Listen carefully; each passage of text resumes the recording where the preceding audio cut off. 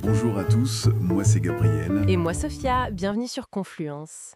Aujourd'hui, on se plonge dans plusieurs articles assez denses du Financial Times. On est sur l'édition du 17 juin 2025. Oui, et au menu, les tensions récentes au Moyen-Orient. C'est ça, notre mission, si on peut dire, c'est de décrypter un peu pour nos auditeurs ce que ces sources, donc les FT, nous disent sur les frappes qui visent les infrastructures énergétiques en Iran. On va parler aussi du défi qui persiste autour du programme nucléaire. Et puis, la réaction assez étonnante d'ailleurs des marchés mondiaux. Exactement. On va essayer d'explorer tout ça. Voilà. Alors commençons par ces frappes, justement. Les articles y rapportent des attaques très ciblées, attribuées à Israël, d'après le FT. Et ça vise des sites pétroliers, gaziers vraiment cruciaux en Iran, hein.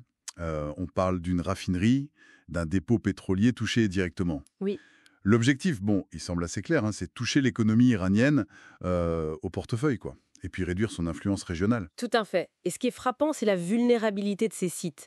Le FTI utilise un terme assez parlant, creaking. Oui, vieillissante. Voilà, vieillissante, pour décrire ces infrastructures. Et ça, c'est en partie le résultat de décennies de sanctions internationales. Forcément, ça a limité la maintenance, les investissements. Bien sûr. Donc, toucher ces points névralgiques, c'est un peu exploiter une faiblesse qui est connue, en fait. Et il y a cette carte aussi, publiée dans le journal. Elle montre bien à quel point tous ces sites sont dispersés sur le territoire. Ça rend leur protection complète quasiment impossible, non? Ah oui, exactement. C'est un vrai casse-tête logistique et militaire pour l'Iran. Et ça nous amène à la question clé que soulèvent les analystes qui sont cités. Quelle marge de manœuvre pour Téhéran? C'est ça. Comment riposter? Une réponse directe, symétrique, ça risquerait une escalade majeure, et ça, personne ne semble vraiment le souhaiter ouvertement. Non. Mais en même temps, ne rien faire, c'est accepter un coût qui est quand même assez dur. C'est un équilibre hyper précaire. Et cette difficulté à riposter de manière classique, ou en tout cas le risque que ça représente, ça nous conduit peut-être à l'autre gros dossier, le nucléaire. Oui. Il y a un article du FT qui va jusqu'à qualifier le site de Fordo de défi ultime pour l'aviation israélienne.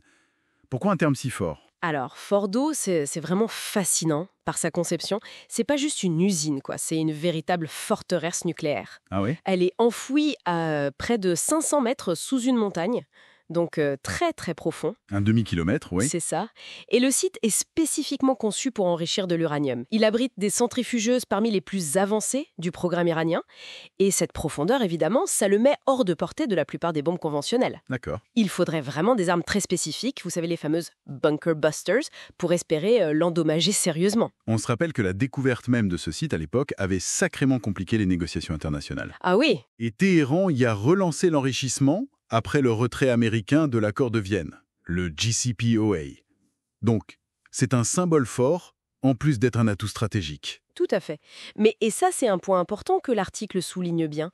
Les experts qui sont interrogés par le FT, ils tempèrent un peu l'idée d'une menace imminente de fabrication d'une bombe. D'accord. Ils confirment, oui, le programme progresse, oui, l'Iran accumule de l'uranium enrichi, potentiellement assez pour plusieurs bombes en quelques mois, si la décision politique était prise. Et la surveillance de l'AIA, l'agence internationale, elle est devenue plus difficile. Ça, c'est clair. Mais voilà, entre la capacité technique et la volonté politique de vraiment franchir le seuil nucléaire, il y a une nuance importante que ces sources tiennent à maintenir. Donc ces sites quasi invulnérables, Fordo, ça rend l'option militaire très compliquée et sûrement très coûteuse. C'est ça. Ce qui reporte peut-être la pression ailleurs, sur la diplomatie ou justement sur ces frappes économiques dont on parlait au début. Mais alors, comment les marchés financiers, eux, y réagissent à tout ça? Ce cocktail de tensions bien réel. Et c'est là que ça devient intéressant et même un peu contre-intuitif. On pourrait s'attendre logiquement à une forte volatilité, de la nervosité. Oui. Or, l'article en page 13 du FT note que le prix du pétrole, le Brent, il a eu un bref sursaut après l'annonce des frappes, mais il est très vite revenu à son niveau d'avant. Ah oui? Oui. Et le graphique qui accompagne l'article montre même une tendance à la stabilisation ces derniers temps. Incroyable. Une sorte de haussement d'épaule collectif des marchés alors. Les données globales en page 14, elles semblent confirmer ça. Pas de panique sur les grands indices boursiers mondiaux. C'est exactement l'interprétation qui ressort, oui. Les traders, en fait, ils semblent parier que ces incidents, ils sont préoccupants, mais qu'ils ne vont pas dégénérer.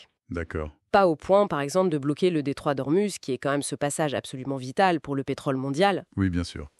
L'analyse suggère aussi que le marché pétrolier, en ce moment, il est perçu comme, suffisamment bien approvisionné pour encaisser ce genre de choc géopolitique localisé sans que ça perturbe durablement les exportations iraniennes. C'est un peu un pari sur la non-escalade, en quelque sorte. D'accord. Donc, si on essaie de résumer un peu les points clés de cette lecture croisée des sources, du FT... C'est un peu leur talent d'Achille économique. Oui. Et de l'autre côté, le programme nucléaire qui, lui, continue d'avancer avec ce site emblématique de Fordo comme symbole d'un défi sécuritaire presque insoluble par la force militaire classique. Et au milieu de tout ça, on a les marchés financiers, pétroliers en tête, qui semblent regarder la situation avec un calme assez étonnant, presque détaché, en tout cas pour l'instant. C'est ça. C'est peut-être ça, finalement, l'enseignement le plus surprenant. Cette espèce de déconnexion apparente entre la gravité des événements sur le terrain et la sérénité relative des indicateurs économiques. Exactement.